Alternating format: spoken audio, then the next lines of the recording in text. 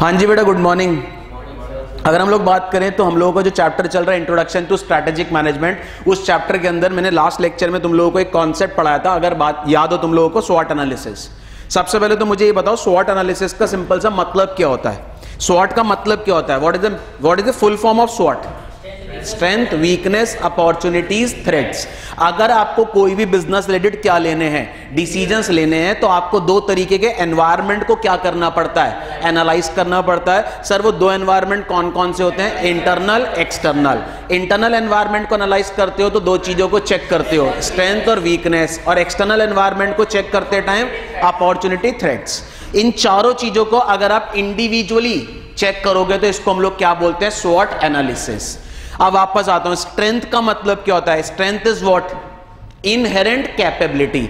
Means मेरी organisation की internal capability को मैं क्या बोलूंगा? स्ट्रेंथ। वीकनेस बोलेंगे इनहेरेंट लिमिटेशन। मेरी ऑर्गेनाइजेशन की इनहेरेंट लिमिटेशन को बोलेंगे वीकनेस। अपॉर्चुनिटी क्या होता है? Favourable external market condition. Means market में कोई ऐसी कंडीशन या कोई ऐसा इवेंट जो मेरी ऑर्गेनाइजेशन के फेवर में है, उसको बोलेंगे अपॉर्चुनिटी। और थ्रेट को क्या बोलेंगे? मार्केट में कोई ऐसा कंडीशन या कोई ऐसा इवेंट जो मेरी ऑर्गेनाइजेशन के फेवर में नहीं है, उसको बोलेंगे थ्रेट। अगर मैं तुम्हें एग्जांपल बोलता हूं, मेरी ऑर्गेनाइजेशन का रिसर्च एंड डेवलपमेंट डिपार्टमेंट बहुत ज्यादा स्ट्रांग है, ये क्या बना?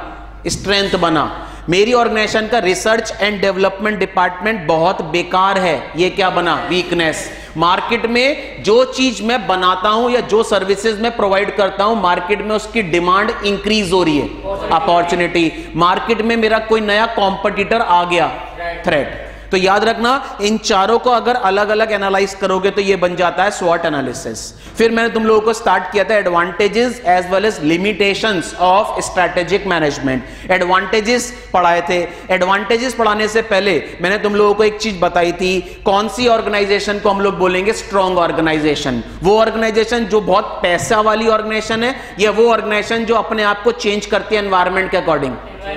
जो ऑर्गेनाइजेशन अपने आप को चेंज करती है एनवायरनमेंट के अकॉर्डिंग, उस ऑर्गेनाइजेशन को बोलते हैं बहुत स्ट्रॉन्ग ऑर्गेनाइजेशन। और ये स्टेटमेंट किसने बोली थी? चार्ल्स डार्विन ने। तो चार्ल्स डार्विन कहते हैं वो ऑर्गेनाइजेशन जो एनवायरनमेंट के अकॉर्डिंग अपने आप को चेंज करती है, उस ऑर्गेनाइजेशन को हम लोग बोलेंगे स्ट्रॉन्ग ऑर्गेनाइजेशन। ठीक है। इसके बाद मैंने तुम लोगों को एडवांटेजेस पढ़ाए थे। पहला एडवांटेज हमने देखा था, स्ट्रैटेजिक मैनेजमेंट क्या करेगा? आपके ऑर्गेनाइजेशन को ज्यादा क्या बनाएगा? Proactive instead of reactive. अगर आपकी ऑर्गेनाइजेशन ज्यादा प्रोएक्टिव बन गई तो क्या गेन कर जाओगे?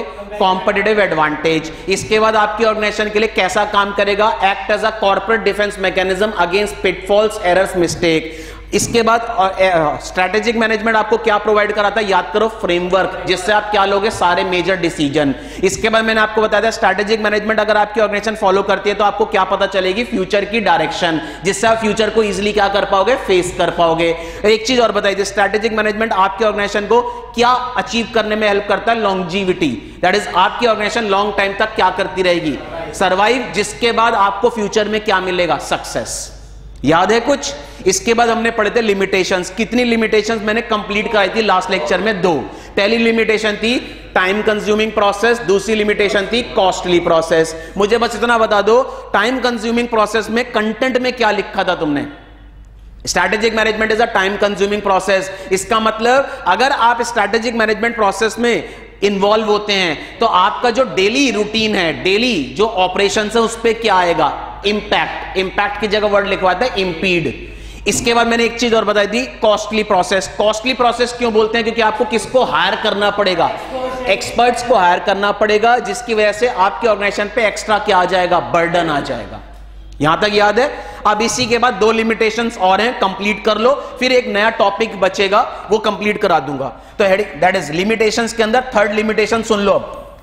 लिमिटेशंस के बाद नेक्स्ट जो लिमिटेशन है क्या है? देखो, जो थर्ड लिमिटेशन है स्ट्रैटेजिक मैनेजमेंट की, थर्ड लिमिटेशन क्या है? ध्यान से सुनना, इंपॉर्टेंट है, इस पे एमसीक्यू भी है, केस स्टडी बेस्ड क्वेश्चन भी है। थर्ड लिमिटेशन है sir, environment is highly complex and turbulent. That is another limitation है, environment is highly complex and turbulent. Sir किसका मतलब क्या है? ये लिमिटेशन का मतलब क्या है? इस लिमिटेशन का सिंपल सा मतलब है, बस मुझे ये सोच के बताओ, आपकी ऑर्गेनाइजेशन जब भी स्ट्रैटेजी बनाएगी, आपकी ऑर्गेनाइजेशन जब भी स्ट्रैटेजी को बनाएगी, तो बेटा स्ट्रैटेजी बनाते टाइम आपकी ऑर्गेनाइजेशन क्या ध्यान रखेगी? एनवायरमेंट। मुझे एक बार सोच के बताओ, आपकी ऑर्गेनाइजेशन स्ट्रैटेजी बना रही है, तो स्ट्रैटेजी बनाते टाइम एनवायरमेंट को ध्यान में रखेगी ऑर्गेनाइजेशन, यस या नो? अब प्रैक्टिकली स्पीकिंग, आपकी ऑर्गेनाइजेशन ने स्ट्रैटेजी बनाई, इसका मतलब आपकी ऑर्गेनाइजेशन ने स्ट्रैटेजी को फॉर्मुलेट किया। फॉर्मुलेट का मतलब स्ट्रैटेजी बना रही है एनवायरमेंट को ध्यान में रख के। आपने एनवायरमेंट को ध्यान में रख के स्ट्रैटेजी बना दी। बनाने के बाद जब आपने स्ट्रैटेजी को बेटा क्या किया? इंप्लीमेंट किया। तो बेटा वो एनवायरमेंट जिसको ध्यान में रख के आपने क्या बनाई थी? स्ट्रैटेजी बनाई थी, वो एनवायरमेंट क्या हो गया? चेंज हो गया। मुझे एक बार सोच के बताओ, आपने स्ट्रैटेजी बनाई, आज आप स्ट्रैटेजी बना रहे हो, तो आज का एनवायरमेंट ध्यान में रख के स्ट्रैटेजी बना रहे हो। तो आपने एनवायरमेंट को ध्यान में रख के स्ट्रैटेजी बना दी, लेकिन जैसे तुमने स्ट्रैटेजी को क्या किया बेटा? इंप्लीमेंट किया, तो जो एनवायरमेंट तुमने ध्यान में रख के स्ट्रैटेजी बनाई थी, उस एनवायरमेंट में क्या आ गए? चेंजेस आ गए। And that is another disadvantage. इसका सिंपल सा मतलब है, आप क्या नहीं कर सकते? आप एग्जैक्टली एनवायरमेंट को क्या नहीं कर सकते? पिन पॉइंट नहीं कर सकते। सर पिन पॉइंट का मतलब आप एनवायरमेंट को एग्जैक्टली ये नहीं कर सकते कि एनवायरमेंट जो आपने चेक करके स्ट्रैटेजी बनाई, वो एनवायरमेंट फ्यूचर तक वैसा ही रहेगा। क्यों? क्योंकि एनवायरमेंट बहुत ज्यादा क्या होता है? Complex as well as dynamic. Dynamic का मतलब एनवायरमेंट क्या होता रहता है? चेंज। यानी डायनामिक की जगह वर्ड क्या लिख दिया? टर्बुलेंट। अब मुझे सोच के बताओ, तुम्हारे को एग्जांपल दे रहा हूं, मैंने तुम्हारे को एक एग्जांपल भी दिया था। कौन सी ऐसी कंपनी है जिसने ईवी लॉन्च किया था सबसे पहले? टू व्हीलर, ओला। अब मुझे बताओ, ओला ने जब ईवी लॉन्च किया टू व्हीलर सबसे पहले, तो ओला ने क्या चेक किया होगा? एनवायरमेंट। ओला को लगा कि फ्यूचर में, अब ध्यान से सुनना, रियलिटी बता रहा हूं, ओला को लगा कि फ्यूचर में जो एनवायरमेंट है, वो एनवायरमेंट ये है कि फ्यूचर में जो भी पब्लिक है, वो पब्लिक सारी की सारी किस पे स्विच हो जाएगी? Electronic vehicle. ये फ्यूचर है जो ओला ने एनालाइज किया। ओला ने एनवायरमेंट को एनालाइज किया और ये देखा कि फ्यूचर में पब्लिक किस पे स्विच हो जाएगी? ईवी पे। तो ओला ने क्या लॉन्च कर दिया? ईवी लॉन्च कर दिया, ये सोच के कि फ्यूचर में उसके जो इलेक्ट्रॉनिक व्हीकल हैं वो ज्यादा क्या होंगे? सेल होंगे। लेकिन मुझे बताओ, फ्यूचर में एनवायरमेंट क्या हो गया? चेंज। कैसे चेंज हो गया? ऐसे चेंज हो गया कि पब्लिक को लगा जो इलेक्ट्रॉनिक व्हीकल है उसके अंदर जो क्या लगती है? बैटरी। वो बैटरी क्या पकड़ रही है? बहुत ज्यादा फायर, जिससे हमारी लाइफ को क्या हो गया? हमारी लाइफ को एक थ्रेट हो गया, ये रिस्क हो गया। अब मुझे सोचो, ओला ने क्या देख के ईवी लॉन्च किया था? एनवायरमेंट। और ये सोचा था कि फ्यूचर में जो एनवायरमेंट है वो हमारे फेवर में रहेगा। मींस जो पब्लिक है वो किसको खरीदेगी? इलेक्ट्रॉनिक व्हीकल को। लेकिन फ्यूचर में एनवायरमेंट क्या हो गया? चेंज। पब्लिक को लगा कि भाई हम ईवी खरीद रहे हैं, तो ईवी की वजह से बैटरी में क्या लग रही है? ईवी की आग, जिससे हमारी लाइफ को क्या है? रिस्क है। अब मुझे बताओ, फ्यूचर में पब्लिक ने ईवी खरीदना क्या कर दिया? बंद कर दिया। पब्लिक वापस किस पे स्विच हो गई? पेट्रोल पे। तो मुझे बताओ, इससे ओला को प्रॉफिट होगा या लॉस? लॉस। मुझे बताना क्यों हुआ वो लॉस? एनवायरमेंट कैसा है? बहुत ज्यादा कॉम्प्लेक्स। कॉम्प्लेक्स मतलब एनवायरमेंट को समझना बहुत डिफिकल्ट है, क्योंकि एनवायरमेंट क्या होता रहता है? फ्रीक्वेंटली चेंज होता है। और इसको क्या बोलते हैं? एनवायरमेंट कैसा है? टर्बुलेंट। टर्बुलेंट का मतलब एनवायरमेंट फ्रीक्वेंटली क्या होता है? चेंज होता है। अब मुझे सोच के बताओ, तुम एनवायरमेंट को एग्जैक्टली क्या नहीं कर पा रहे? Pin point. पिन पॉइंट का मतलब एनवायरमेंट को एग्जैक्टली समझ नहीं पा रहे कि फ्यूचर में एनवायरमेंट कैसा बिहेव करेगा। जो सबसे बड़ी प्रॉब्लम किसके साथ आई? ओला के साथ। ओला को लगा था फ्यूचर में एनवायरमेंट उसके अकॉर्डिंग बिहेव करेगा, लेकिन फ्यूचर में एनवायरमेंट क्या हो गया? चेंज हो गया। ओला को लगा था उसकी ईवी ज्यादा बिकेंगी, ज्यादा की जगह ईवी की सेल क्या होने लग गई? डाउन होने लग गई, जिसकी वजह से ओला को क्या हुआ? लॉस होना स्टार्ट हो गया। क्यों हुआ ये लॉस? क्योंकि एनवायरमेंट को ओला एग्जैक्टली क्या नहीं कर पाया? Pin point. और क्यों नहीं कर पाया? क्योंकि एनवायरमेंट बहुत ज्यादा क्या होता है? कॉम्प्लेक्स होता है। और एनवायरमेंट फ्रीक्वेंटली क्या होता है? चेंज। चेंज की जगह वर्ड क्या लिखोगे? Turbulent. I hope third limitation clear है सबको। पहली limitation, strategic management is a costly process. Second one, time consuming process. Third one is environment is highly complex and turbulent. याद रखना की पॉइंट क्या लिखोगे, एनवायरमेंट को एग्जैक्टली क्या नहीं कर सकते, pin point. What is the meaning of pin point? Exactly हम लोग एनवायरमेंट को डिफाइन नहीं, एग्जैक्टली हम एनवायरमेंट को क्या नहीं कर सकते, समझ नहीं सकते। तो हम जो सोच रहे हैं वैसा फ्यूचर में नहीं हो सकता। क्यों? क्योंकि फ्यूचर में एनवायरमेंट क्या हो जाएगा, चेंज हो सकता है। दैट इज अनदर लिमिटेशन जिसको बोलते हैं environment is highly complex and turbulent. Clear है? इसके बाद फोर्थ भी समझ लो, हाथ के हाथ दोनों को अपडेट करा दूंगा। फोर्थ लिखा है लिमिटेशन स्ट्रैटेजिक मैनेजमेंट की। सर फोर्थ लिमिटेशन क्या है? ध्यान से सुनना। तुम बस बताओ स्ट्रैटेजिक मैनेजमेंट क्यों फॉलो करती है हर organization? That is strategic management हर ऑर्गेनाइजेशन फॉलो करती है क्योंकि हर ऑर्गेनाइजेशन को क्या चाहिए, प्रॉफिट चाहिए। हर ऑर्गेनाइजेशन को मार्केट में क्या करना है, सर्वाइव करना है। हर ऑर्गेनाइजेशन को क्या अचीव करना है, सक्सेस। साथ साथ मैं तुम्हें एक चीज और बताई थी, स्ट्रैटेजिक मैनेजमेंट के मैंने एक ऑब्जेक्टिव बताया था। ऑर्गेनाइजेशन स्ट्रैटेजिक मैनेजमेंट इसलिए फॉलो करती है क्योंकि उसको मार्केट से किसको हटाना है, कॉम्पिटिटर को मार्केट से क्या करना है, आउट परफॉर्म।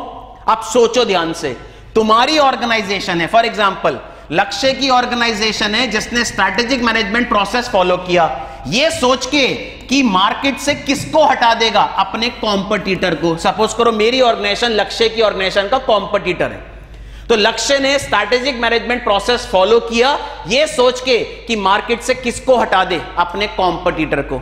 तो सोचो कॉम्पिटिटर भी तो क्या फॉलो कर रहा होगा, स्ट्रैटेजिक मैनेजमेंट प्रोसेस कि मार्केट से किसकी ऑर्गेनाइजेशन को हटा दे, लक्ष्य की। थॉट लगाना, लक्ष्य स्ट्रैटेजिक मैनेजमेंट प्रोसेस फॉलो करके क्या बना रहे हैं, स्ट्रैटेजी बना रहे हैं। मेरी organisation strategic management process follow करके क्या बना रही है, स्ट्रैटेजी। क्या हमारी दोनों की ऑर्गेनाइजेशन जो स्ट्रैटेजी बना रही है वो ओपनली बनाएगी या कमरे में रह के बनाएगी, क्लोज डोर। क्लोज डोर का मतलब हम जो स्ट्रैटेजी बना रहे हैं एक दूसरे की ऑर्गेनाइजेशन को मार्केट से क्या करने के लिए, आउट परफॉर्म। वो और स्ट्रैटेजी बंद कमरे में बनाएंगे या सबके सामने बनाएंगे। अब पॉइंट सुन लो, लक्ष्य ने सोचा था कि मैं जो स्ट्रैटेजी बना रहा हूं मेरी, दैट इज अपने कॉम्पिटिटर को मार्केट से हटाने के लिए। ठीक है, मुझे बताओ कॉम्पिटिटर भी तो क्या बना रहा है, किसकी ऑर्गेनाइजेशन को हटाने के लिए, लक्ष्य की। इसका मतलब हमारा कॉम्पिटिटर क्या सोच के स्ट्रैटेजी बना रहा है, इसको एस्टीमेट करना। मैं क्या बोल रहा हूं, इसको एस्टीमेट करना, ये सबसे बड़ा क्या है, चैलेंज। इसका मतलब it is difficult to estimate competitor response. मैं क्या बोल रहा हूं प्लीज सुन लो, लास्ट लिमिटेशन, सबसे बड़ा एक और लिमिटेशन है कि आपका कॉम्पिटिटर क्या सोचता है, इसको पहचानना, इसको जज करना सबसे बड़ा क्या है, लिमिटेशन। सोच के बताओ कुशाग्र की ऑर्गेनाइजेशन का क्या मेन मोटिव है, किसको हटाना, अपने कॉम्पिटिटर को। तो कॉम्पिटिटर भी तो क्या सोच के स्ट्रैटेजी बना रहा है, कुशाग्र की ऑर्गेनाइजेशन को क्या करना, हटाना। कुशाग्र कॉम्पिटिटर की स्ट्रैटेजी को क्या नहीं कर पा रहा, एस्टीमेट। और कॉम्पिटिटर कुशाग्र की स्ट्रैटेजी को क्या नहीं कर पा रहा, एस्टीमेट। क्योंकि स्ट्रैटेजी कहां पे बनती हैं, क्लोज डोर, बंद कमरे के अंदर बनती हैं। तो सबसे बड़ी प्रॉब्लम आती है, आपका कॉम्पिटिटर क्या सोच रहा है, इसको एस्टीमेट करने में बहुत ज्यादा क्या आती है, डिफिकल्टी। सोच के देखो, सैमसंग किसको मार्केट से हटाना चाहता है, एप्पल को, और एप्पल मार्केट से किसको हटाना चाहता है, सैमसंग को। मुझे बताओ सैमसंग क्या सोच के स्ट्रैटेजी बना रहा है, इसको कौन जज नहीं कर पा रहा, एप्पल। और एप्पल क्या स्ट्रैटेजी बना रहा है, इसको कौन जज नहीं कर पा रहा, सैमसंग। दैट इज सबसे बड़ी लिमिटेशन है, it is very difficult to estimate competitor response. क्योंकि जितने भी कॉम्पिटिटर्स हैं वो स्ट्रैटेजी कहां बनाते हैं, क्लोज डोर। अब मुझे बताओ अगली दो लिमिटेशन में क्या बता रहा है, जब भी आप स्ट्रैटेजी बनाओगे किसको ध्यान में रख के, एनवायरमेंट। तुमने एनवायरमेंट को ध्यान में रख के स्ट्रैटेजी बना दी, जब स्ट्रैटेजी को तुमने क्या किया, इंप्लीमेंट, एनवायरमेंट क्या हो गया, चेंज। क्योंकि environment is highly complex and turbulent. दूसरा, तुम स्ट्रैटेजी बना रहे हो किसको हटाने के लिए। अब मुझे बताओ जो तुम स्ट्रैटेजी बना रहे हो अपने कॉम्पिटिटर को हटाने के लिए, उसको इजीली क्या नहीं कर पा रहे, एस्टीमेट। इसका मतलब कॉम्पिटिटर भी तो क्या बना रहा होगा, स्ट्रैटेजी तुम्हें हटाने के लिए, और स्ट्रैटेजी कहां बनती है? Close door. तो नेक्स्ट लिमिटेशन आती है environment is highly complex and turbulent, और फोर्थ आती है it is very difficult to estimate competitor response. I hope clear है सबको। लिखो थर्ड लिमिटेशन, 2 लिखवा दी थी मैंने, थर्ड लिखो, environment is highly complex and turbulent. Environment is highly complex and turbulent. यहां पे टर्बुलेंट के ब्रैकेट में लिख लेना डायनामिक। डायनामिक का मतलब होता है एनवायरमेंट फ्रीक्वेंटली चेंज होता है। Environment is highly complex and turbulent, और यहां टर्बुलेंट के ब्रैकेट में लिख लेना डायनामिक। डायनामिक का मतलब क्या होता है? एनवायरमेंट फ्रीक्वेंटली चेंज होता है। अब इसके अंदर डैश डाल के लिखो, it is difficult to understand, it is difficult to understand complex environment. It is difficult to understand complex environment. It is difficult to understand complex environment and exactly pin point, आ गया देखो word, कि future में environment कैसे change होगा, इसको pin point करना बहुत डिफिकल्ट है। तो मैंने लिखा it is difficult to understand complex environment and exactly pin point how it will shape up in future. It is difficult to understand complex environment and exactly pinpoint how it will shape up in future. How it will shape up in future.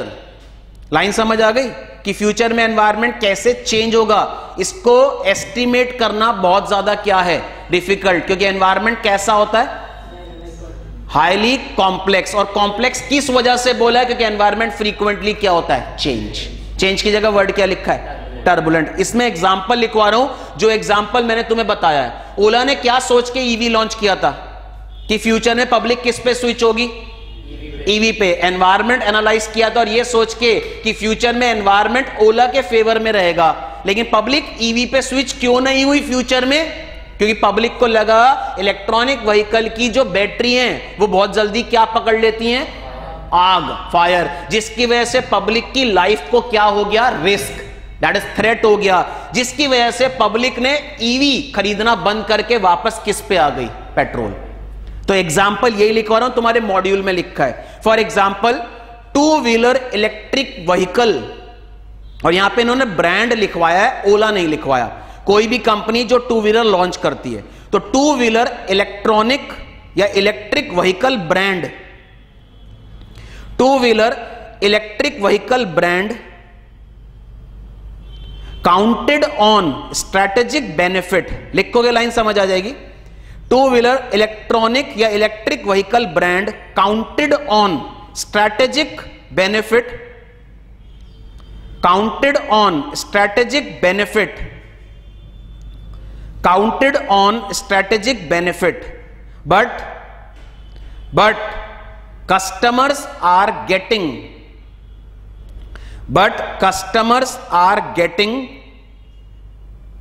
reluctant. reluctant का मतलब होता है customers reluctant, but customers are getting reluctant means customer ने अपने पैर पीछे खींच लिए। किससे पीछे खींच लिए? ईवी को परचेज करने से। but customers are getting reluctant to purchase EV. But customers are getting reluctant to purchase EV. क्यों पैर पीछे खींच ले भाई लोगों ने? क्योंकि किसकी प्रॉब्लम की वजह से? दैट इज बैटरी क्या पकड़ लेती है? फायर। तो customers are getting reluctant to purchase EV due to safety concern, due to safety concern, um, due to safety concern, aim the frequent incident, aim the frequent incident of battery catching fire. Frequent incident of battery catching fire. Line समझ आ गई? अब मुझे बताओ, EV, जितनी भी company EV बनाती थी, उन्होंने एनवायरनमेंट को एनालाइज करा ये सोच के कि फ्यूचर में पब्लिक क्या खरीदेगी, ईवी खरीदेगी, लेकिन जो कस्टमर थे उन्होंने अपने पैर क्या कर लिए, पीछे खींच लिए। उन्होंने ईवी खरीदना बंद क्यों कर दिया? क्योंकि उनको सबसे बड़ी प्रॉब्लम थी सेफ्टी कंसर्न। और सेफ्टी कंसर्न भी कैसी थी? क्योंकि ईवी की जो बैटरी है वो क्या पकड़ रही है? फायर, दैट इज आग पकड़ रही है, जिससे लोगों की लाइफ को क्या है, थ्रेट है। आई होप क्लियर है। यहां पे अंडरलाइन कर लो एक इंपॉर्टेंट पॉइंट को, environment, complex environment and exactly pin point how it will shape in future, how it will shape in future. ये बहुत इंपॉर्टेंट लाइन है, पिन पॉइंट वर्ड लिखना पड़ेगा कि फ्यूचर में एनवायरमेंट कैसा बिहेव करता है, इसको एस्टिमेट करना बहुत डिफिकल्ट है। अब नेक्स्ट, आप स्ट्रैटेजिक मैनेजमेंट प्रोसेस फॉलो कर रहे हो, किसको हटाने के लिए? कॉम्पिटिटर। कॉम्पिटिटर भी क्या फॉलो कर रहा होगा? स्ट्रैटेजिक मैनेजमेंट प्रोसेस आपको हटाने के लिए। आप क्या नहीं समझ पा रहे? कॉम्पिटिटर की स्ट्रैटेजी। क्यों नहीं समझ पा रहे? क्योंकि वो स्ट्रैटेजी कहां बना रहा है? Close door. सबसे बड़ी डिफिकल्टी है कॉम्पिटिटर की क्या नहीं समझ सकते हम आसानी से? स्ट्रैटेजी। तो लिखो fourth, it is difficult to estimate competitor response. It is difficult to estimate competitor response. It is difficult to estimate competitor response. इसमें डैश डाल के लिखो, it is difficult to estimate competitor response, dash डाल के लिखो।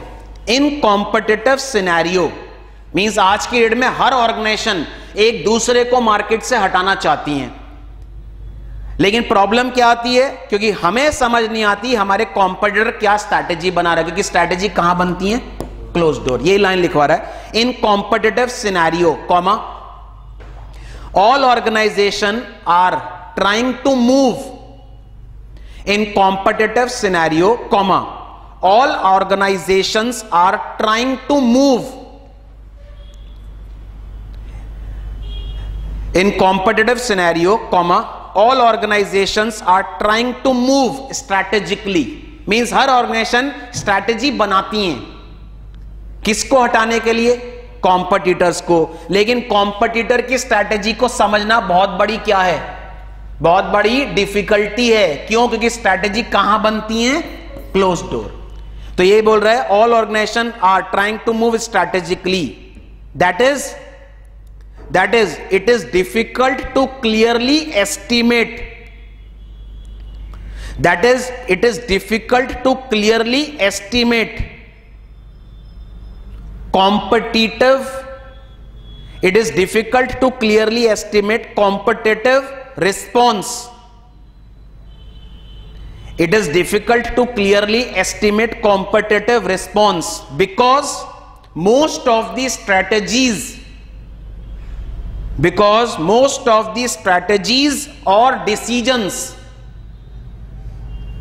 are taken within closed doors. Because most of these strategies or decisions are taken within closed doors. Last वाली line को underline कर लेना, strategies और decisions are taken within closed doors. और head point को अंडरलाइन करना, difficult to estimate competitor response. अब वापस आ रहे हैं, कितनी लिमिटेशंस पढ़ी बेटा तुम लोगों ने? 4। पहली, कैसा प्रोसेस है? Time consuming. Second one is costly. Third one is environment is highly complex and turbulent. And fourth one is it is difficult to estimate competitive response. Clear है यहां तक? अब सुनो, तुम्हारे मॉड्यूल ने लिमिटेशंस के बाद एक बीच में बॉक्स बना दिया और बॉक्स में एक छोटा सा पॉइंट लिख दिया। क्यों बता रहा हूं? क्योंकि इस पे एमसीक्यू पूछ सकता है। मेरा क्वेश्चन तुमसे, स्ट्रैटेजिक मैनेजमेंट की बहुत सारी क्या है बेटा? लिमिटेशंस हैं। लिमिटेशंस होने के बावजूद भी, क्वेश्चन सुन लो जो लास्ट लेक्चर में भी मैं डिस्कस कर रहा था, स्ट्रैटेजिक मैनेजमेंट की इतनी सारी लिमिटेशंस होने के बावजूद भी, that is even with its limitations, हर ऑर्गेनाइजेशन स्ट्रैटेजिक मैनेजमेंट को क्या करता है? फॉलो क्यों करता है? मैं तुमसे क्वेश्चन क्या पूछ रहा हूं, प्लीज ध्यान से दो। बहुत सारी क्या पढ़ी तुमने स्ट्रैटेजिक मैनेजमेंट की, लिमिटेशंस होने के बावजूद भी सारी company strategic management process follow क्यों करती हैं? क्या ज्यादा है? बेनिफिट क्या है ज्यादा? किससे ज्यादा है? लिमिटेशन से। सिंपल सा मतलब है, इतनी सारी लिमिटेशंस होने के बावजूद भी हर कंपनी स्ट्रैटेजिक मैनेजमेंट प्रोसेस इसलिए फॉलो करती है क्योंकि बहुत ज्यादा क्या है, इसके एडवांटेजेस क्या हैं, ज्यादा है। That is advantages exceed what? Limitations. Advantages ज्यादा है लिमिटेशन से, जिसकी वजह से हर ऑर्गेनाइजेशन स्ट्रैटेजिक मैनेजमेंट प्रोसेस क्या करती है? फॉलो। क्वेश्चन आने के चांसेस हैं कि लिमिटेशंस होने के बावजूद भी हमारी company strategic management process follow क्यों करती है? तो आंसर क्या लिखोगे? क्या ज्यादा है? Benefit exceed limitation. एक्सीड की जगह वर्ड क्या लिखा है सुन लो, बेनिफिट आउटवे। आउटवेट का मतलब बेनिफिट्स क्या है? ज्यादा। वेट में बेनिफिट्स क्या है? ज्यादा। किससे ज्यादा है? लिमिटेशन से, जिसकी वजह से हर ऑर्गेनाइजेशन स्ट्रैटेजिक मैनेजमेंट प्रोसेस क्या करती है? फॉलो। सबसे बड़ी प्रॉब्लम तुम्हारे मॉड्यूल ने ये अलग से लाइन बॉक्स में डाल दी है, और इस पे तुमसे या तो क्या पूछ सकता है, एमसीक्यू या डायरेक्ट क्वेश्चन पूछ सकता है। तो तुम्हारे को ये जो स्टेटमेंट अब मैं लिखवा रहा हूं, नोट डाल के लिखना, और जिस तरीके से मैं तुम्हें लिखवा रहा हूं वैसे लिखना। नोट डालो, नोट डाल के लिखना। अब मैं तुम्हें जो लिखवा रहा हूं, वाई डू, क्वेश्चन की तरह लिखवा रहा हूं, वाई डू बिजनेस, मतलब हर ऑर्गेनाइजेशन, हर business, why do business opt strategic management even with its limitations. Question direct भी बन सकता है यही बिल्कुल, why do business opt strategic management even with its limitations. ये तो क्वेश्चन बन गया। इसका आंसर अब लिख लो। क्या लिखोगे? एक लाइन का आंसर है, एडवांटेजेस क्या हैं? आउटवे मींस एडवांटेजेस ज्यादा हैं किससे? लिमिटेशन से। तो आंसर में जो लिखवा रहा हूं लिखो इवन दो, मैं जैसे लिखवा रहा हूं वैसे लिखो, even though strategic management has its limitations, even though strategic management has limitations, but even though strategic management has limitations, but benefits outweigh, wait मत करना, आउटवे करना, but benefits outweigh its shortcomings। shortcomings मतलब limitation से ज्यादा क्या है? Benefits. But benefits outweigh its shortcoming. That's the reason all organizations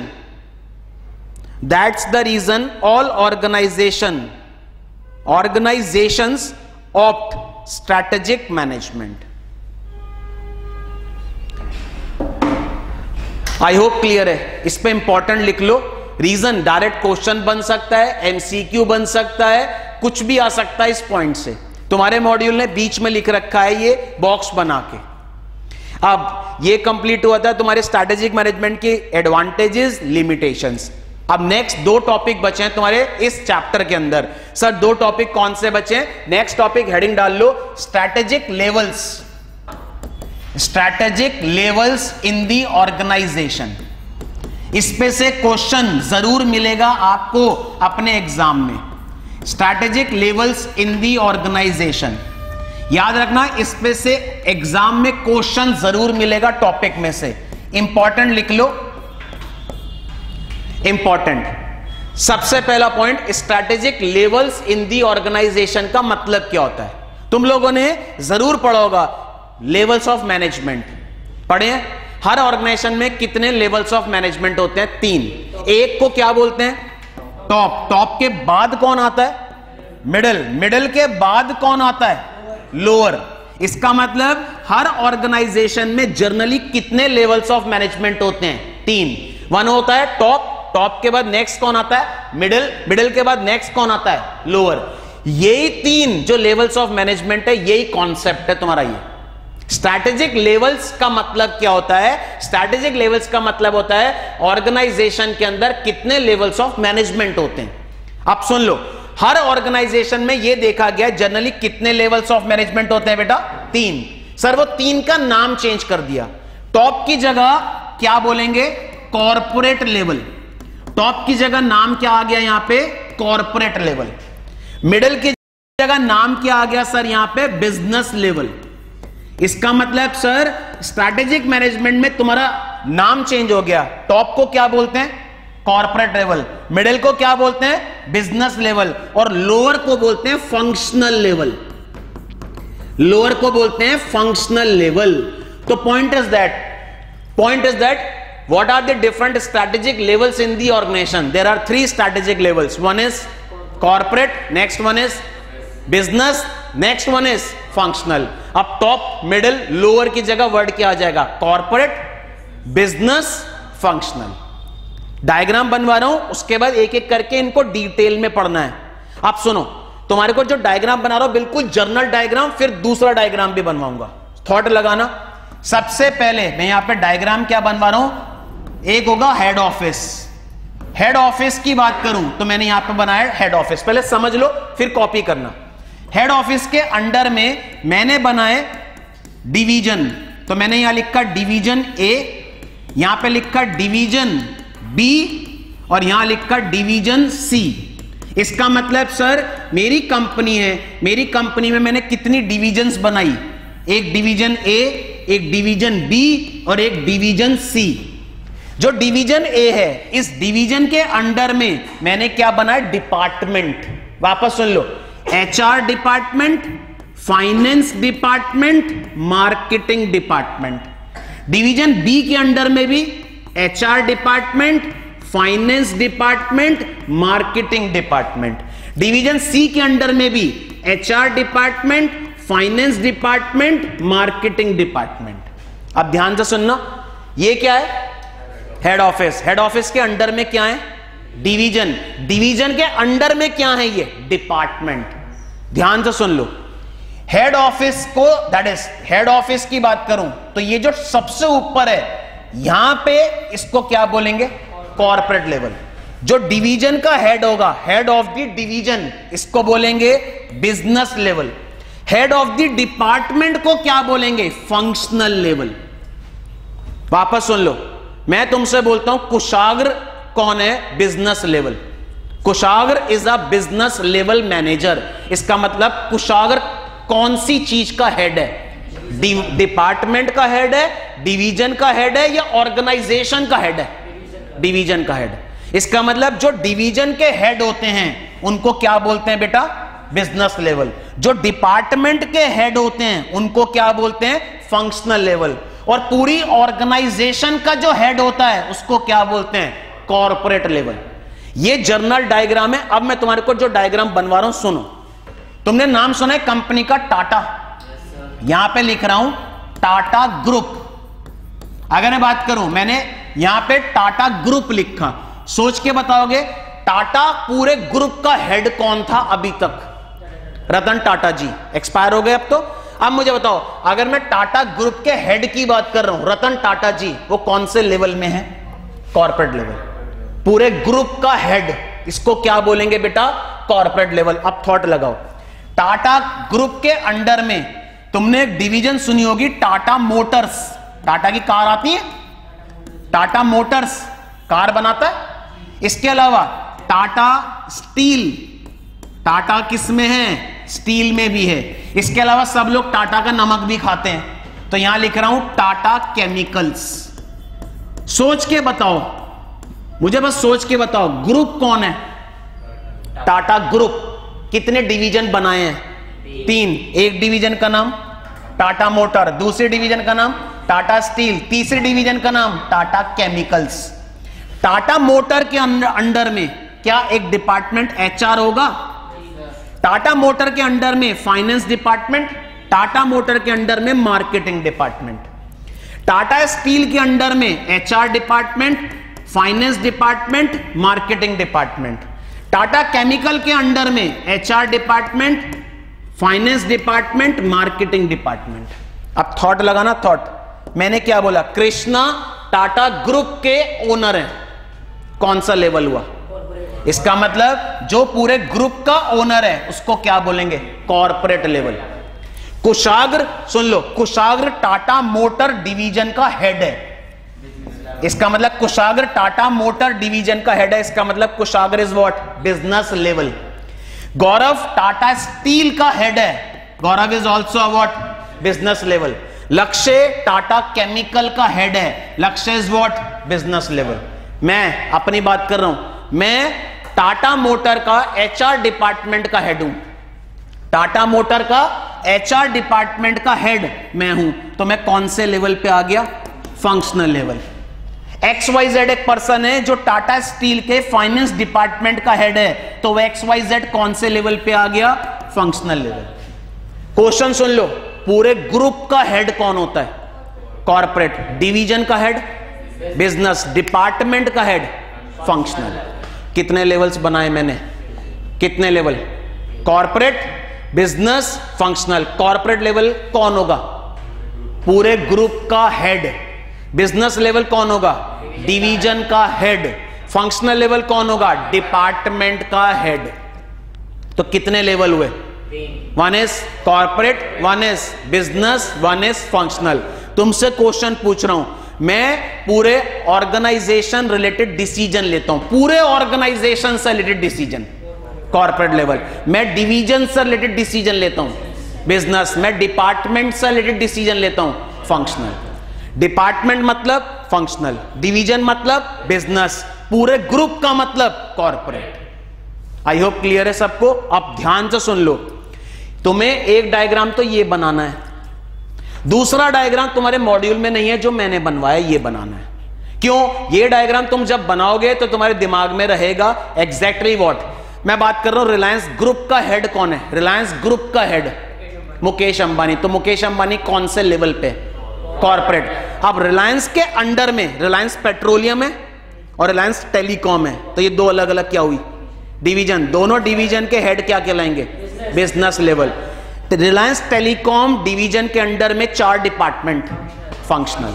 Reliance petroleum के under में 4 डिपार्टमेंट फंक्शनल। तो डिपार्टमेंट के हेड को बोलते हैं फंक्शनल, डिवीजन के हेड को बोलते हैं बिजनेस, पूरे ग्रुप के हेड को बोलते हैं कॉर्पोरेट।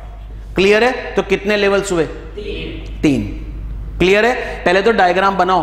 तुमने हेडिंग डाल रखी है स्ट्रैटेजिक लेवल, पहले ये डायग्राम बनाओ, पहले ये डायग्राम बनाओ, फिर इसके बाद अगला डायग्राम बनाओ, फिर एक एक करके समझ रहे हैं। ये बहुत इंपॉर्टेंट कॉन्सेप्ट है एग्जाम के लिए, बहुत इंपॉर्टेंट कॉन्सेप्ट है एग्जाम के लिए, क्योंकि एग्जाम में जरूर क्वेश्चन आएगा इस कॉन्सेप्ट से।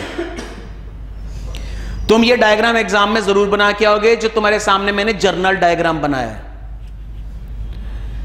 ये तो जरूर बनेगा। अगर ये डायरेक्ट क्वेश्चन आता है what are the different levels, तो आपको ये डायग्राम तो जरूर बनाना है, जो जर्नल डायग्राम है।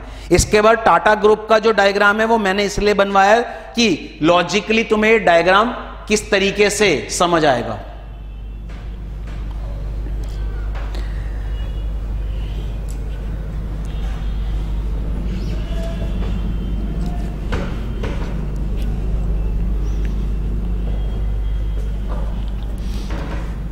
ये डायग्राम इसलिए बनवा रहा हूं क्योंकि तुम्हारे मॉड्यूल में भी गिवन है ये डायग्राम।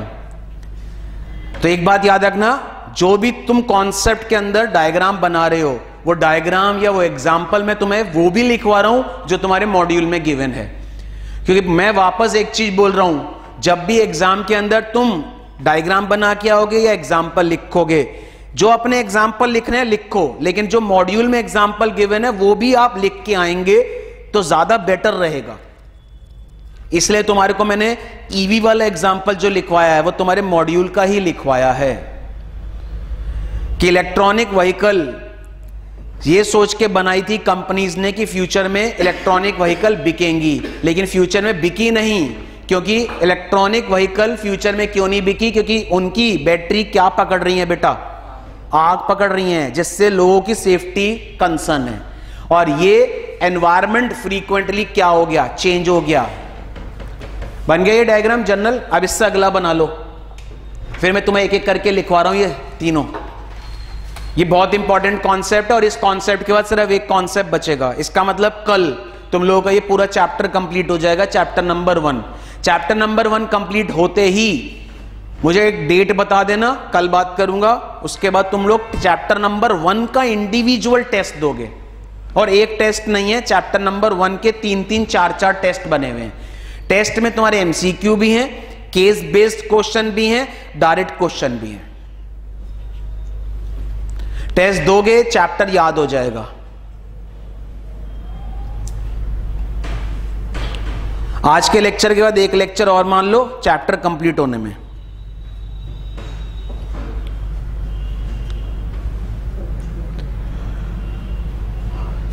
चैप्टर एक कंप्लीट होते ही नेक्स्ट चैप्टर स्टार्ट करूंगा। नेक्स्ट चैप्टर मैंने तुम्हें बताया था तुम्हारे मॉड्यूल के अकॉर्डिंग चैप्टर 4 है, जो हम सेकंड नंबर पे पढ़ेंगे क्लास में।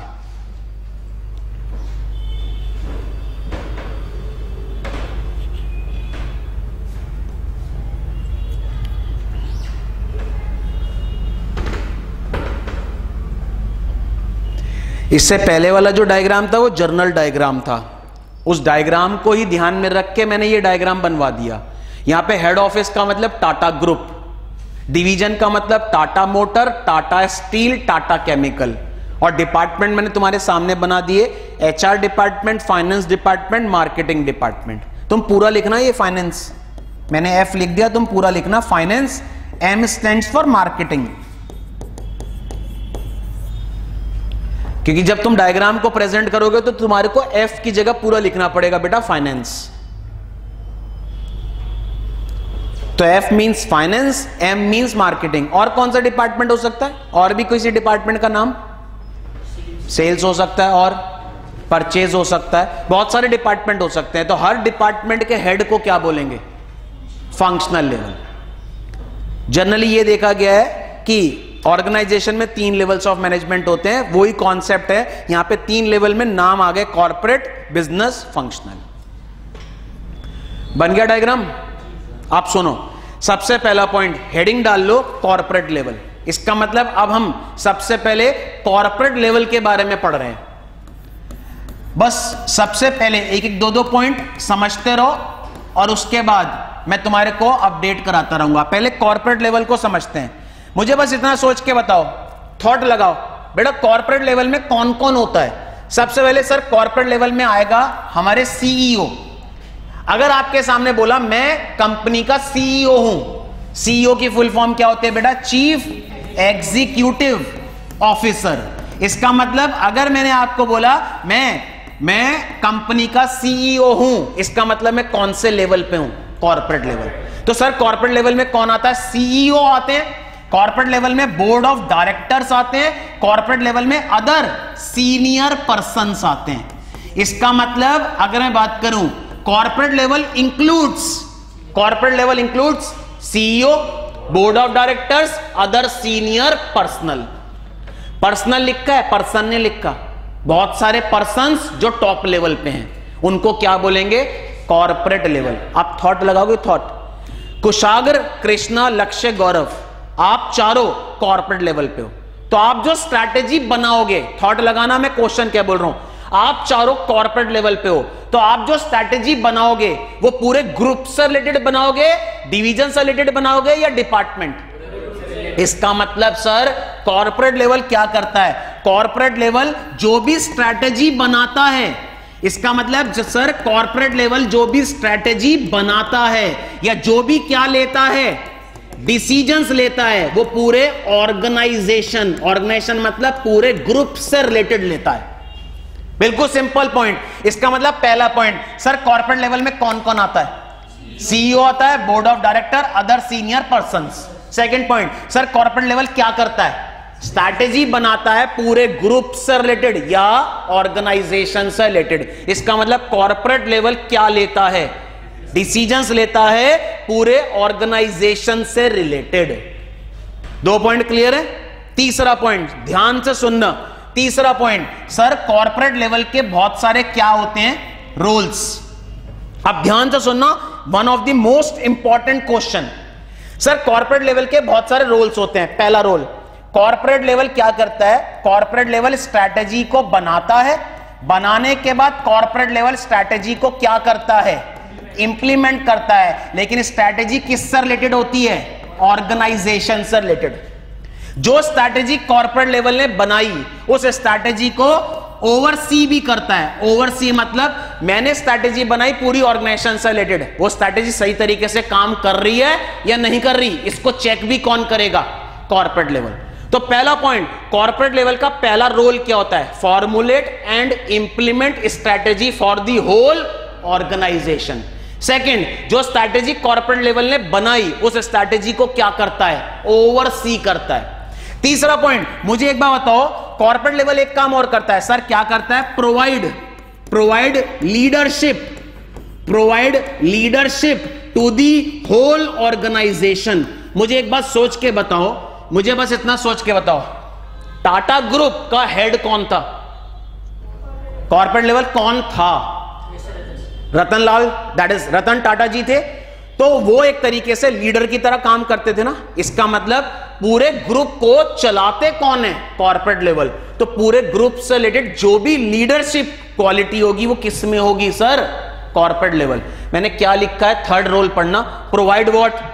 Leadership to the whole organisation. इसका मतलब सुनो, कुशाग्र कॉर्पोरेट लेवल पे है, मैं बिजनेस लेवल पे हूं, लक्ष्य फंक्शनल लेवल पे है। कुशाग्र जो बोलेंगे वो मैं करूंगा, यस या नो।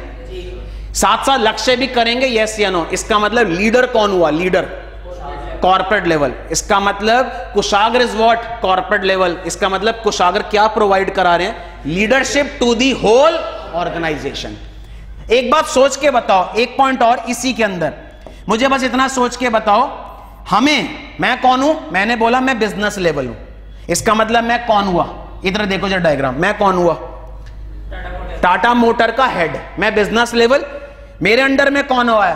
Functional level. मुझे कुछ रिसोर्सेज चाहिए या एचआर वाले को कुछ रिसोर्सेज चाहिए, कौन देगा? कौन देगा? बेटा एक बात सोच के देखो, कुशाग्र कौन है? टाटा ग्रुप का हेड। इसका मतलब Kushagra is what?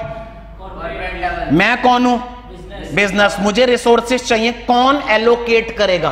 Corporate. Another role आएगा corporate level, what? Allocate what? Resources.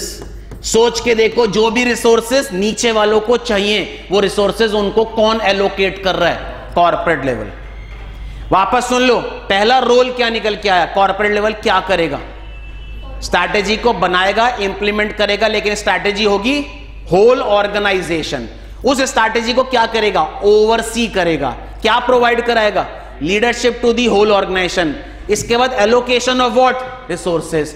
क्या बता रहा हूं तुम्हारे को मैं? ये रोल्स किसके? रोल्स कॉर्पोरेट लेवल के। सबसे ज्यादा इंपॉर्टेंट पॉइंट आ गया, वापस आ रहा हूं। कॉर्पोरेट लेवल में पहला point, corporate level includes CEO, board of director, other senior person. Second point, corporate level what?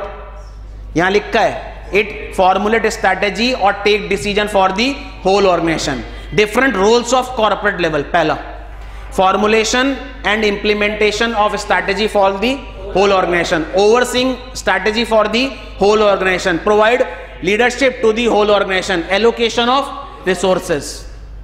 Clear है? लास्ट पॉइंट और है रोल्स के अंदर, ध्यान से सुनना। लास्ट पॉइंट जो बता रहा हूं रोल्स में, मैं तुम्हारे को एक चीज बताइए, रोल्स के अंदर लास्ट पॉइंट आ रहा हूं। थॉट लगाना, सोचो, तुम्हारा बिजनेस है, तुम हो टाटा, दैट इज तुम्हारा बिजनेस है और तुम हो टाटा ग्रुप के हेड। प्लीज सुन लो, तुम हो टाटा ग्रुप के हेड। टाटा ग्रुप के अंडर में टाटा मोटर्स एक डिवीजन, साथ साथ दूसरी डिवीजन टाटा स्टील, साथ साथ तीसरी डिवीजन टाटा केमिकल। अब ध्यान से मुझे आंसर देना, सोच लो, लास्ट पॉइंट है, खत्म है। टाटा केमिकल जा रहा है तुम्हारा लॉस में। टाटा केमिकल डिवीजन किस में है? लॉस। टाटा मोटर तुम्हारा किस में है? प्रॉफिट। टाटा स्टील ना तो लॉस में ना profit, no loss no profit. इसका मतलब जो चल रहा है सही है। थॉट लगाना, टाटा ग्रुप के हेड हैं कॉर्पोरेट लेवल। सोचो कौन सी डिवीजन लॉस में है? टाटा केमिकल कंटिन्यूसली लॉस में जा रही है, टाटा मोटर किस में, और टाटा स्टील ना तो लॉस में ना प्रॉफिट। कौन से डिवीजन को बंद करोगे, बंद, क्लोज, किसको बंद करने की सोचोगे, केमिकल को बंद करने की सोचोगे। कौन से डिवीजन में और पैसा लगाओगे, टाटा मोटर्स में और पैसा लगाओगे, क्योंकि वो किस में है, प्रॉफिट में है। तो इसका मतलब और मुझे क्या चाहिए, प्रॉफिट। टाटा स्टील में पैसा लगा भी सकते हो, नहीं भी लगा सकते।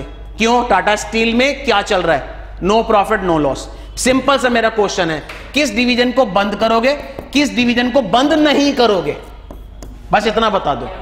केमिकल को बंद करने का डिसीजन लोगे, मोटर और स्टील को बंद नहीं करने का डिसीजन लोगे, यही तो ये डिसीजन कौन लेगा, कॉर्पोरेट लेवल। अब पॉइंट सुन लो मैं क्या लिखा रहा हूं, लास्ट रोल, कौन से बिजनेस में रहना है, कौन से बिजनेस में नहीं रहना, that is determine what business, ध्यान से सुन लो, determine what business we should be in.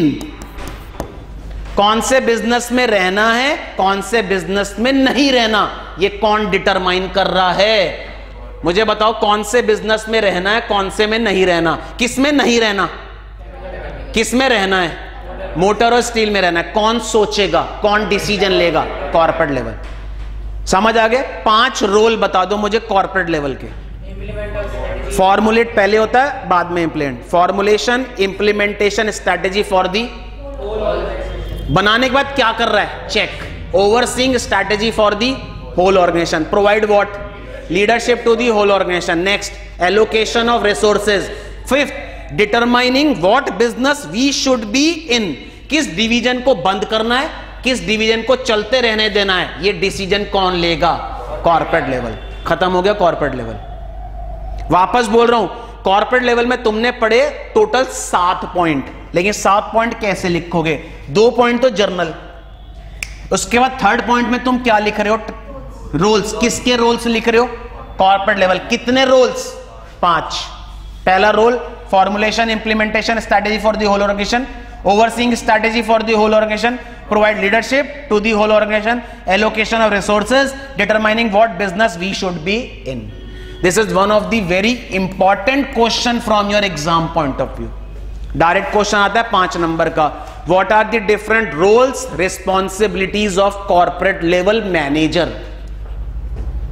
What are the different roles, responsibilities of corporate level manager? Answer क्या लिखोगे, क्या लिखोगे, 5 रोल जो मैंने बताए हैं। और कई बार कॉर्पोरेट लेवल को हम किस नाम से बोलते हैं, कॉर्पोरेट लेवल को कई बार हम लोग बोलते हैं स्ट्रैटेजिक मैनेजर। सीईओ तो है, कई बार कॉर्पोरेट लेवल को हम लोग क्या बोल देते हैं, स्ट्रैटेजिक मैनेजर। तो क्वेश्चन घुमा के देगा, क्वेश्चन आएगा what are the roles of strategic manager, कितने roles, 5। Roles of CEO 5, roles of corporate level 5, roles of board of director. तो याद रखना कुछ भी घुमा के दे देगा। क्लियर है। तुमने हेडिंग डाली थी कॉर्पोरेट लेवल, लिखो जरा कॉर्पोरेट लेवल में पहला पॉइंट लिखो, कॉर्पोरेट लेवल में पहला पॉइंट लिखो, लिखो first point, the corporate level of management consist of, the corporate level of management consist of CEO, bracket में लिखना chief executive officer. Corporate level of management consist of CEO, bracket में लिखो chief executive officer, comma, board of directors and other senior persons. Persons की जगह personnel कर देना, CEO, board of directors and other senior personnels. Underline कर लो यहां पे सीईओ एक वर्ड को, जिससे याद रहे। सेकंड पॉइंट, कॉर्पोरेट लेवल क्या करता है, स्ट्रैटेजी बनाता है पूरी ऑर्गेनाइजेशन से रिलेटेड। इसका मतलब कॉर्पोरेट लेवल जो भी डिसीजन लेगा वो किससे रिलेटेड होंगे, ऑर्गेनाइजेशन या ग्रुप से रिलेटेड। तो सेकंड पॉइंट लिखो, corporate level manager, corporate level manager corporate level manager participate, corporate level manager participate in strategic decision, corporate level manager participate in strategic decision for the whole organization, in strategic decision for the whole organization. Underline कर लो, corporate level manager participate in strategic decision for the whole organization. Underline the word strategic decision for whole organization. अब third point जो मैं लिखवा रहा हूं ध्यान से लिखना, क्योंकि थर्ड पॉइंट के ही सब पॉइंट्स आएंगे। The roles and responsibilities, the roles and responsibilities of, the roles and responsibilities of corporate level manager or strategic manager are, the roles and responsibilities of corporate level manager और strategic manager. इसका मतलब question कैसे आ सकता है बेटा, question कैसे आ सकता है? या तो क्वेश्चन क्या बोलेगा, what are the different roles of corporate level manager, या क्या क्वेश्चन बोलेगा, what are the different roles of strategic manager. The roles and responsibilities of corporate level manager और स्ट्रैटेजिक मैनेजर आर। अब ABCD करके इसके सब पॉइंट्स बनाओ। पहला क्या बनाएगा, ये क्या बनाएगा, स्ट्रैटेजी बनाएगा और इंप्लीमेंट करेगा फॉर दी होल ऑर्गेनाइजेशन। तो लिखो formulating and implementing strategies, formulating and implementing strategies for the whole organization, formulating and implementing strategies for the whole organization। बनाने के बाद उसको क्या करेगा, overseeing। तो नेक्स्ट लिखो, next overseeing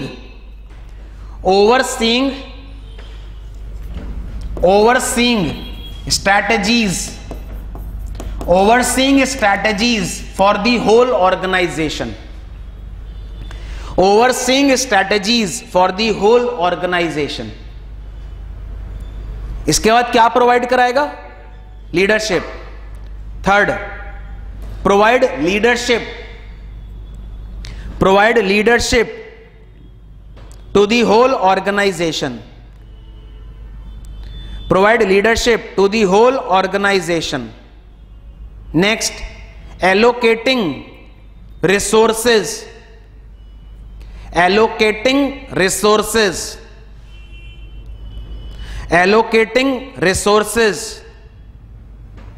and finally last क्या है, फाइनली मैंने क्या बताया था, कौन से बिजनेस में रहना है, कौन से में नहीं रहना। तो determining what business we should be in, determining what business we should be in. आ गया समझ? बोलो। अब वापस तुमसे अगर मैं क्वेश्चन पूछता हूं, what are the different roles of corporate level manager, कितने रोल लिखोगे? 5। क्वेश्चन आता है what are the different roles of strategic manager. Strategic manager मतलब किसकी बात कर रहा है? Corporate level. तो याद रखना, this is one of the very important question. जो थर्ड पॉइंट है, इसी पे क्वेश्चन तुमसे पूछा गया। अब नोट डाल लो जो तुम्हारे को मुझे लिखवाना है कॉर्पोरेट लेवल में। लास्ट पॉइंट है कॉर्पोरेट लेवल। अब एक बात सोच के बताओ, एक बात बताओ, आपका बिजनेस है, इसका मतलब सर आप टाटा ग्रुप के हेड हैं, आप टाटा ग्रुप के हेड हैं, इसका मतलब आप ही तो ओनर हैं। मुझे बस इतना बताओ, आपके बिजनेस में जो पैसा लगाता है उसको क्या बोलते हैं? सिंपल सा मतलब, आपके बिजनेस में जो पैसा लगाता है उसको क्या बोलते हैं बेटा? Share holder. ठीक है, सोच के देखो, मैं टाटा ग्रुप का हेड हूं, इसका मतलब मैं कौन से लेवल पे हूं? आप सब ने मेरे बिजनेस में पैसा लगाया, तो आप सब कौन है? आप सब कौन है? Share holder. मैं कौन हूं? Corporate level. थॉट लगाना, आप मेरे बिजनेस में जो भी पैसा लगाते हैं, क्या सोच के लगा रहे हैं कि आपको मैक्सिमम क्या मिले? आपको मैक्सिमम एक तरीके से क्या मिले बेटा? रिटर्न मिले। यही तो सोच के पैसा लगाता है शेयर होल्डर। थॉट लगाओ, thought last point important. Share holder ने पैसा लगाया बिजनेस में, इसका मतलब शेयर होल्डर ये सोच के मेरे बिजनेस में पैसा लगा रहा है कि शेयर होल्डर को मैक्सिमम क्या मिले, रिटर्न। अब मुझे सोच के बताओ कौन अकाउंटेबल है, इसका मतलब किसकी अकाउंटेबिलिटी है या किसकी रिस्पॉन्सिबिलिटी है कि शेयर होल्डर को मैक्सिमम रिटर्न मिले। कॉर्पोरेट लेवल की रिस्पॉन्सिबिलिटी है, बिजनेस लेवल की रिस्पॉन्सिबिलिटी है या फंक्शनल की? कॉर्पोरेट लेवल की रिस्पॉन्सिबिलिटी है। तो लास्ट पॉइंट क्या बोल रहा है सुन लो, corporate level act as a guardian, corporate level act as a guardian of share holders welfare. Word को फोकस कर लो, मैं क्या बोल रहा हूं। Corporate level act as a guardian of share holders welfare, that is corporate level is accountable for maximizing return to shareholders। Line समझ आई मैंने क्या बोला? शेयर होल्डर कौन होता है? जो पैसा लगाता है। मेरे बिजनेस में आपने पैसा लगाया, आप कौन? तो आप क्या चाहते हो? Maximum return. आपको मैक्सिमम रिटर्न दिलवाने की रिस्पॉन्सिबिलिटी किसकी है? कॉर्पोरेट लेवल की। अब कॉर्पोरेट लेवल आपको मैक्सिमम रिटर्न नहीं दिलवा पाया तो बेटा अकाउंटेबिलिटी भी तो कॉर्पोरेट लेवल की हुई। इसका मतलब कॉर्पोरेट लेवल क्या दिलवाना चाहता है शेयर होल्डर को? Maximum return. नहीं दिलवा पाया तो कॉर्पोरेट लेवल ही क्या हुआ? अकाउंटेबल। शेयर होल्डर किससे पूछेगा?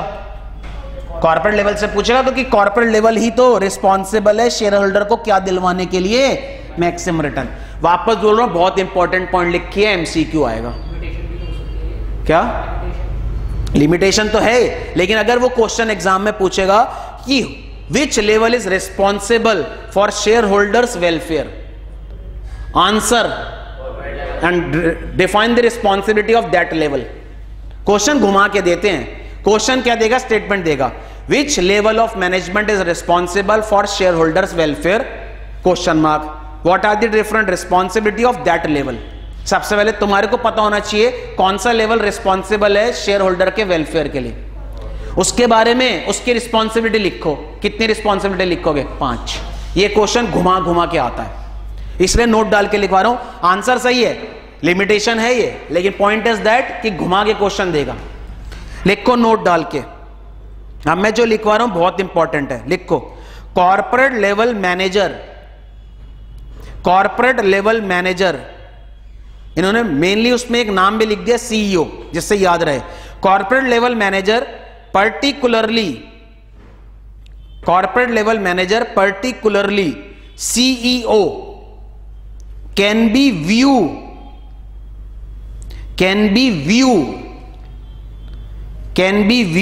as the guardians of shareholders welfare, can be viewed as the guardians of shareholder welfare,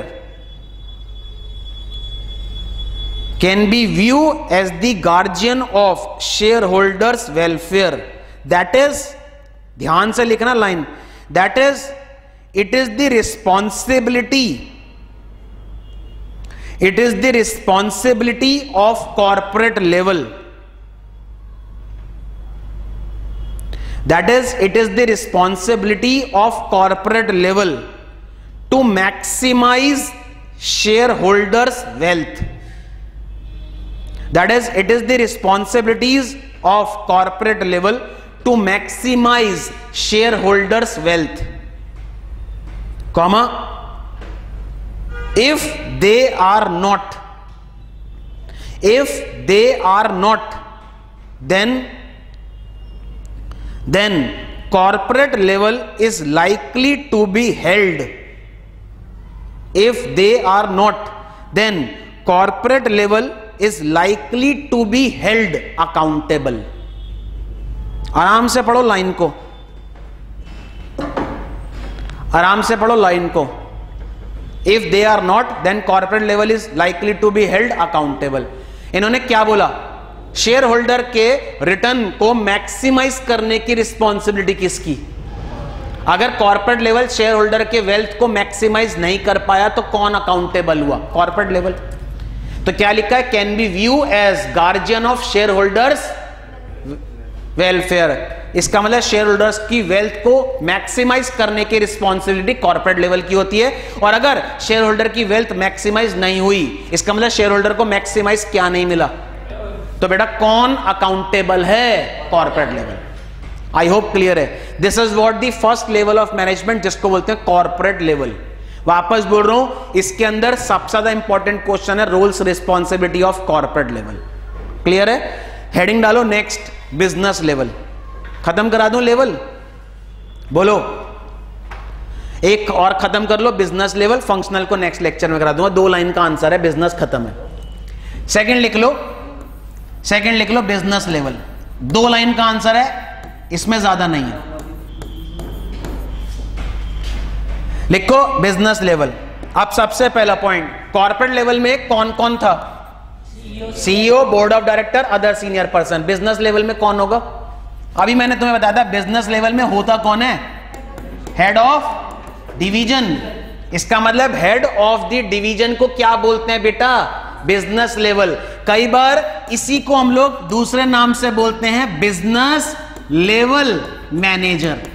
इसका मतलब sir business level includes business level manager, that is head of the division. आप thought लगाओगे कुशाग्र, ये strategy किससे related बनाएगा, पूरे organisation से related या डिवीजन, अपने डिवीजन। इसका मतलब बिजनेस लेवल की रिस्पॉन्सिबिलिटी क्या है, डिसीजन लेना। किससे रिलेटेड डिसीजन, अपने पर्टिकुलर डिवीजन से रिलेटेड क्या लेता है, डिसीजन। खत्म, एक पॉइंट है, खत्म, इसमें ज्यादा कुछ नहीं है। सोचो तुम्हारे को मैं क्या बता रहा हूं, मैं कॉर्पोरेट लेवल। अब सुन लो, इसका मतलब एग्जाम्पल को दिमाग में रखना, टाटा ग्रुप, ठीक है, इसके अंडर में टाटा मोटर्स, ठीक है, टाटा मोटर्स के अलावा एक और ले रहा हूं, टाटा स्टील, इसके अलावा मैंने एक और ली थी, टाटा केमिकल। अब ध्यान से सुनना, लास्ट पॉइंट इंपॉर्टेंट है, एक ही पॉइंट है बस, ये लास्ट, खत्म। देखो जरा, 3 कौन होंगे, अरे 3 कौन होंगे, 3 बिजनेस लेवल मैनेजर होंगे। टाटा मोटर का अलग, टाटा स्टील का अलग, टाटा केमिकल का अलग, और एक कौन होगा, टाटा ग्रुप का। अब ध्यान से, मैं इस लेवल पे हूं, मैंने एक स्टेटमेंट बोली, क्या बोली, नेक्स्ट ईयर, मैंने एक स्टेटमेंट बोली, नेक्स्ट ईयर मुझे, मतलब हमारे ग्रुप को प्रॉफिट चाहिए 90 लाख, इक्वली डिवाइडेड। बस एक स्टेटमेंट बोली, अगले साल हमारे टाटा ग्रुप को प्रॉफिट चाहिए 90 लाख, इक्वली डिवाइडेड। अब मुझे बताओ इसको कितना प्रॉफिट चाहिए, 90 लाख, इक्वली डिवाइडेड। इसका मतलब हर डिवीजन से कितना कितना आना चाहिए, 30-30 आना चाहिए।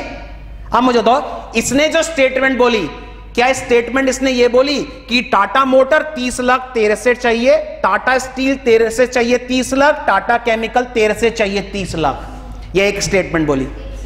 इसका मतलब इसने बोला मुझे अगले साल 90 लाख का क्या चाहिए, प्रॉफिट, इक्वली डिवाइडेड। इसका मतलब सुन लो, इसका जो हेड है उसको पता हो जाएगा अपने आप कि भाई मुझे कितना प्रॉफिट में योगदान करना है, 30। इसके हेड को पता है मुझे कितना योगदान करना है, 30। इसको पता है मुझे कितना योगदान करना है, 30। अब सुन लो मतलब क्या है, इसका मतलब होता है सर, कॉर्पोरेट लेवल क्या देता है, एक कॉर्पोरेट लेवल सिर्फ क्या बोलता है, एक जर्नल स्टेटमेंट, और उस जर्नल स्टेटमेंट को डिवाइड कौन करता है, बिजनेस लेवल। किस में डिवाइड करता है, सुन लो, कॉन्क्रीट स्ट्रैटेजी। सर क्या मतलब हुआ, सुनो, बड़ा पत्थर देखा है, बड़े पत्थर को क्रशर में डाल दो, छोटे छोटे पत्थर टूट के आते हैं।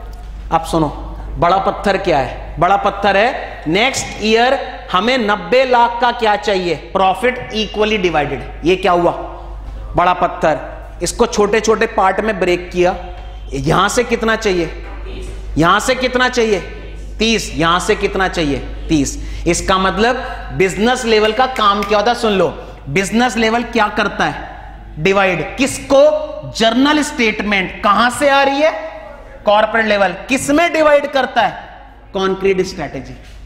समझ आ गया मैंने क्या बोला, बड़ा पत्थर क्या था, 90 लाख, इक्वली डिवाइडेड। छोटी छोटी पत्थर क्या हुए, 30 लाख। मुझे बताओ, रतन टाटा जी आके ये बोलते थे भाई इस डिवीजन से 25 लाख चाहिए, इससे 50 लाख चाहिए, उससे 50 लाख चाहिए, इससे 45 लाख, या एक बार बोलते थे मुझे अगले साल प्रॉफिट में 90 लाख चाहिए equally divided?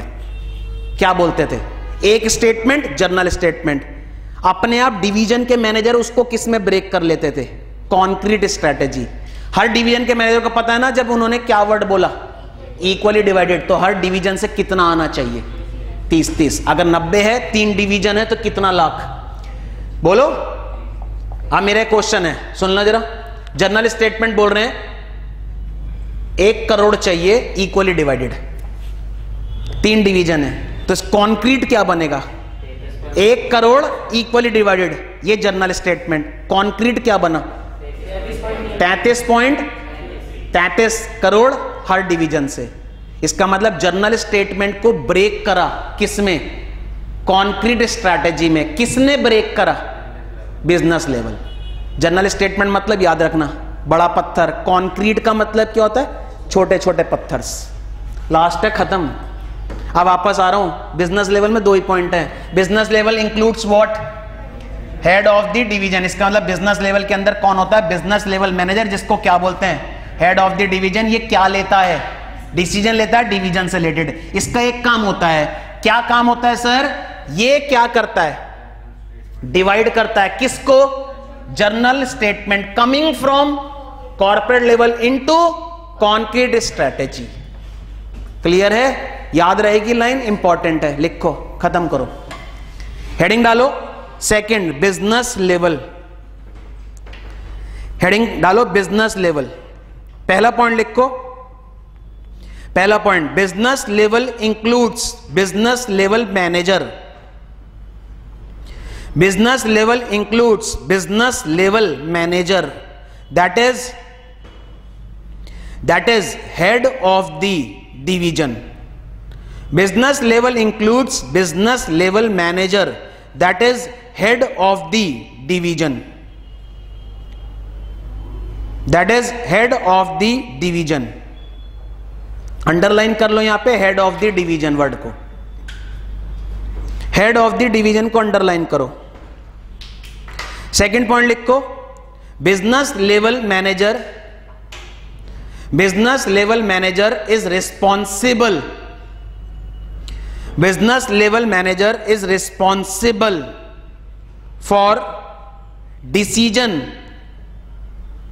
of business level manager is responsible for decision of individual business। Sir individual business का मतलब जिस डिवीजन का मैं हेड हूं, मैं उससे रिलेटेड क्या लूंगा? Decision.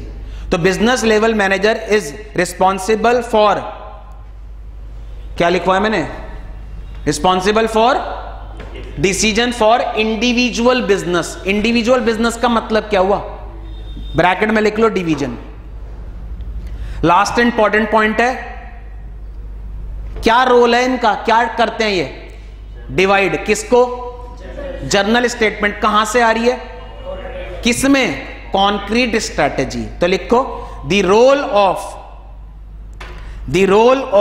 business level, the role of business level is to translate, the role of business level is to translate journalize statement,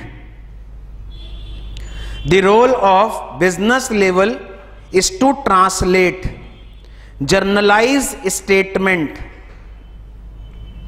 coming from corporate level.